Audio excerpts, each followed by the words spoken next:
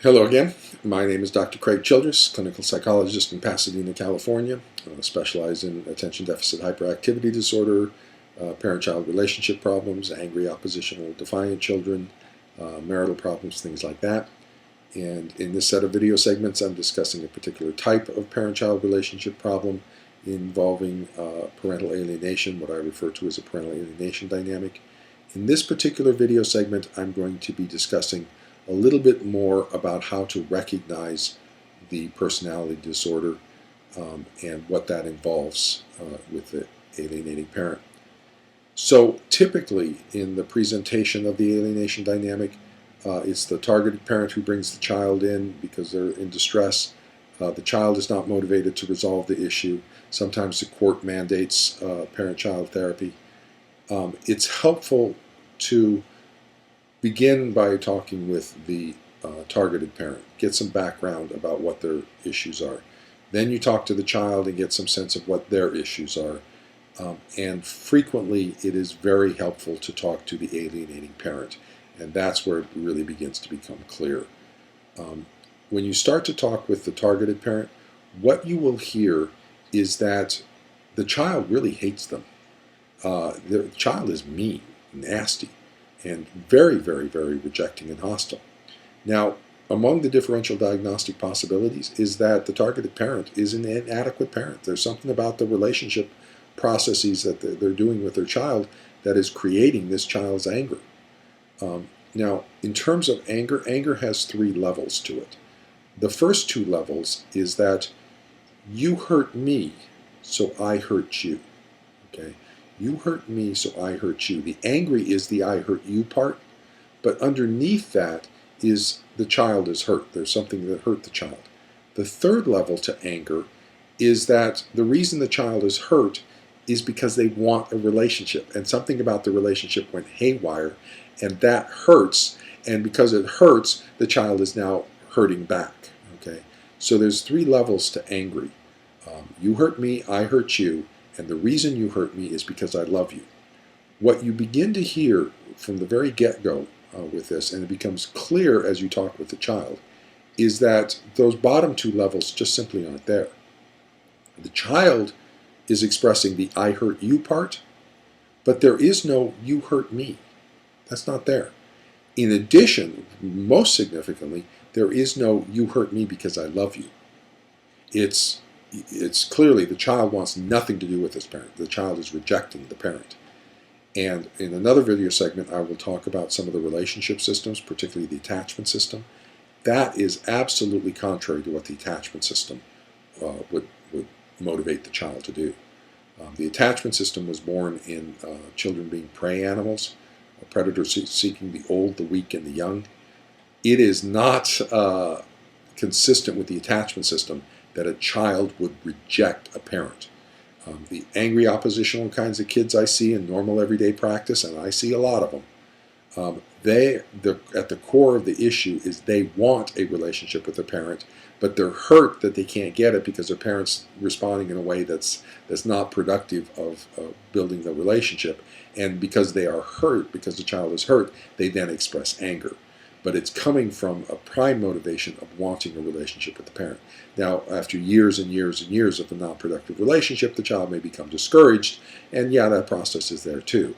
But all of these are sitting on the differential diagnostic table when you first meet. What you will hear, though, is the child is very hostile and mean towards the parent. Then when you meet with the child, the differential diagnosis is what's hurting the child, and explore for the child wanting a relationship with that parent, and that's why it hurts.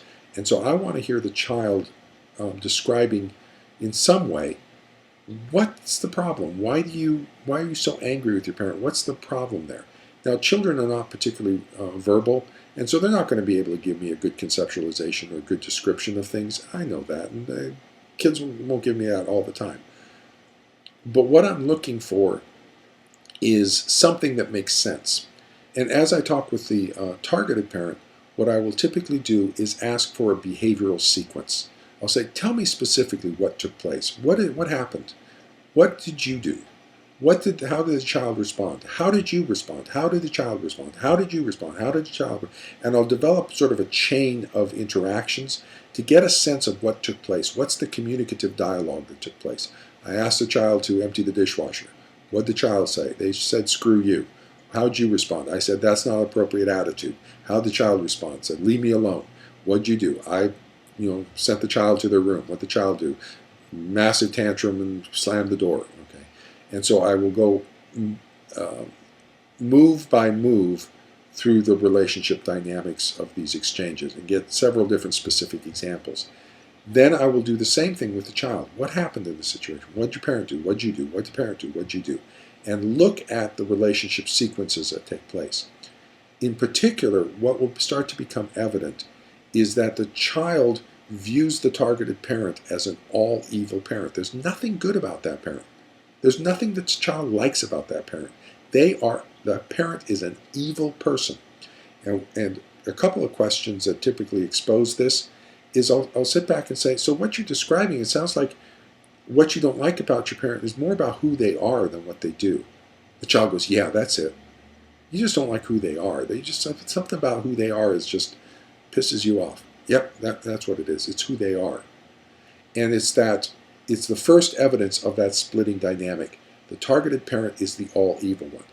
Once I begin to hear that thread of that the targeted parent is potentially the all-evil one, so I might have a splitting dynamic, I then explore that further and ask about the allied parent. Ask about the other parent. What about the other parent? They're wonderful. The child describes them as just, oh yeah, I have a great relationship with them. Do you ever do this stuff with the other parent? No, they're great. I'm well behaved over there. They're terrific. I love them so much. I just want to spend all my time with them. The final probe on this whole relationship is I will ask, let's say, I'm a therapist here, I can fix things. Okay, we can fix these sorts of things. Let's say I can work with your targeted parent here. I can work with this parent over here and get them to change and become better. Okay, I can solve all your problems. All the problems that you have with this parent, I can solve them. Let's say I'm able to do that. Would you then want to have a relationship with that parent? The child will go, no. That's that third level of anger. The reason I'm hurt is because I want a relationship with you. I probe that and say, let's say I'm able to solve things. Would you then be open to a relationship? No. They don't want a relationship. So the anger is not being motivated by a desire for the relationship, by a normal attachment system, by a desire for the relationship, and that desire for a relationship is being frustrated or hurt in some way. That's a normal relationship process for anger. That's not occurring with this child. The third step is to interview the allied parent, and I'll discuss that in the next video segment.